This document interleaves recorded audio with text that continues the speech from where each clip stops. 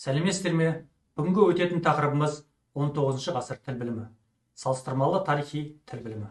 Осы тақырып аясында мынадай мәселелер қарастырылады. Бірінші, салыстырмалы тарихи тіл білімі, Франц Боб, Расмус Краск, Якоб Грим ілімдері.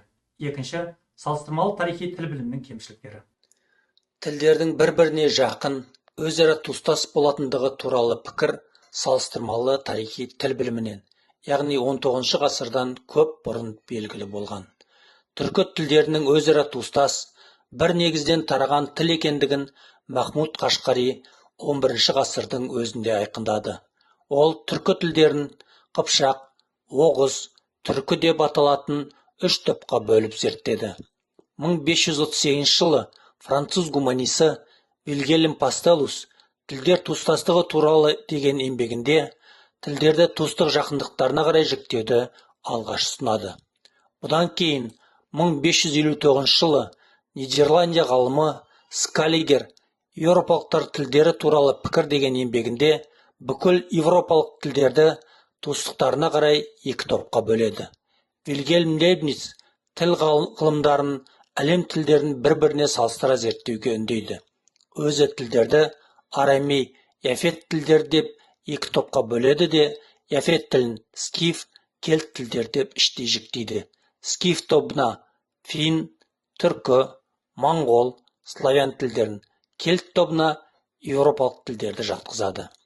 18 ғасырдың соңы мен 19 ғасырдың бас кезінен бастап ғалымдар ежелгі үнді тілдерінде жазылған ескерткіштер мен лингвистикалық зерттеулерді қарастыра бастайды. Үнді тілінде жазылған санскрит тілінің грамматикасы Еуропа тілдерінің салыстырмалы грамматикасын жазуға түрткі және негіз болды.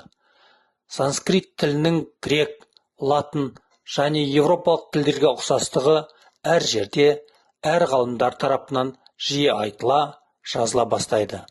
1786 жылы ағылшын ғалымы Уильям Джонстың азиялық зерттеулер деген еңбегі жарияланады. Онда санскрит тілінің грек, латын тілдеріне өте жақын екендігін көрсете келіп, бұл үшеуінің түпкі төркіні бір болуы керек. Бұл топқа герман, кельт, иран тілдерінде қосуға болатын сияқты. Осылардың барлығы өзара туыстас болар деген тұжырымға келеді. Осыған ұқсас жорамалды 1808 жылы шыққан Үнділердің тілі және даналығы деген еңбегінде Фридрих Шлегель де айтқан. Ол Джонс сияқты санскрит тілі сөз түбірлері жағынан ғана емес, грамматикалық құрылысы жағынан да грек, латын тілдеріне ұқсас дегенді айтады. Тілдерді бір-біріне салыстыра зерттеуді ұсынады.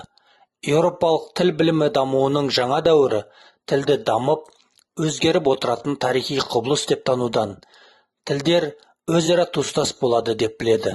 Сол заңдылықтарды ашуға, зерттеуге, салыстырмалы тарихи әдісті қолданудан басталады.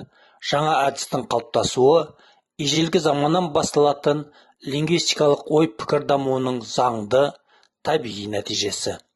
19 ғасырдың алғашқы жылдарында тіл ғылымының жаңа даму қарқыны, бағыты, жаңа зерттеу әдісінің қажеттігін айқын көрсетті. Сол заңдылықтарды ашу, зерттеу, салыстырмалы тарихи әдісті қолданудан басталады. Тіл білімі тарихында Франц Боб салыстырмалы тарихи тіл білімінің негізін салушы деп саналады. Ғалым еңбектері салыстырмалы тіл білімі дамуында зор ықпал етті. Франц Боб санскрит тіліндегі етістіктердің жіктелу жүйесін грек, латын, парсы, герман тілдеріндегі етістіктердің жіктелу жүйесімен салыстыра зерттеп, тілдердің туыстығын дәлелдейді. Боб бұл еңбегін жазуда Панинидің зерттеуін пайдаланады. Панини сияқты Боб та негізгі зерттеу нысаны етіп, морфологияны алады да фонетиканы соған тәуелді жағдайды қарайды. Синтаксис тіпті сөз болмайды. Салыстырмалы тарихи әдістің қалыптастырушылар қатарына дат ғалымы Расмус Краск жатады. Ол тілдердің сөздік жағынан бір-біріне ұқсастығы тіл туыстығының кепілі бола алмайды. Бір тілден екінші тілге сөз ауыса береді. Тіл туыстығының белгісі олардың грамматикалық жағынан ұқсас болу. Өйткені грамматикалық формалар бір тілден екінші тілге ауыспайды деген қорытынды шығарады. Тілдер туыстығының екінші бір кепілі дыбыстар алмасуындағы заңдылықтар мен негізгі сөздік қордың ұқсастығы дегенді айтады. Салыстырмалы тарихи тіл білімінің келесі өкілі неміс ғалымы Якоб Грим. Неміс грамматикасы атты еңбегінде автор неміс тілінің қалыптасу, даму жолдарын, оның құрамындағы диалектілерді бір-бірімен салыстыру арқылы айқындайды. Грим тарихи салыстырудың баспалдақты хронологиялық жолын енгізіп қалыптастырды. Ғалым тіл тарихы қоғам тарихымен тығыз байланысты. Тіл қоғам тарихын зерттеуде зор рөл атқаратынын айтады. Салыстырмалы тарихи әдісті қалыптастырушылардың ерекше назарын аударған келесі мәселесі үнді Еуропа семьясына жататын тілдердің шыққан төркінін, ол төркіннің қандай сипатта болғанын айқындау болды. Ол төркін тілде ата тіл, праязык деп аталды да, одан тараған тілдер тобын семья деді. Салыстырмалы тарихи тіл білімінің кемшіліктері. Бірінші, бұл әдісті қолданушылар тілдің қазіргі күйіне, жүйелік, құрылымдық сипаттарына мән бермей, оның төркінін зерттеуде жорамалдан туған ата тіл дегенді табуға ұмтылады. Екінші, бұл әдіс бірнеше тілдер фактілеріне сүйеніп қана қорытынды жасады. Тілдердің басым көпшілігі, әсіресе туыстығы белгісіз тілдер зерттеуден шет қалады. Үшінші, туыстас тілдер фактілерін салыстырғанда, ол фактілердің хронологиялық жақтарына жете мән берілмеді. Төртінші, тілдік фактілерді салыстырғанда, сол тілдердің иесі болып табылатын қауым тарихына жеткілікті мән берілмеді.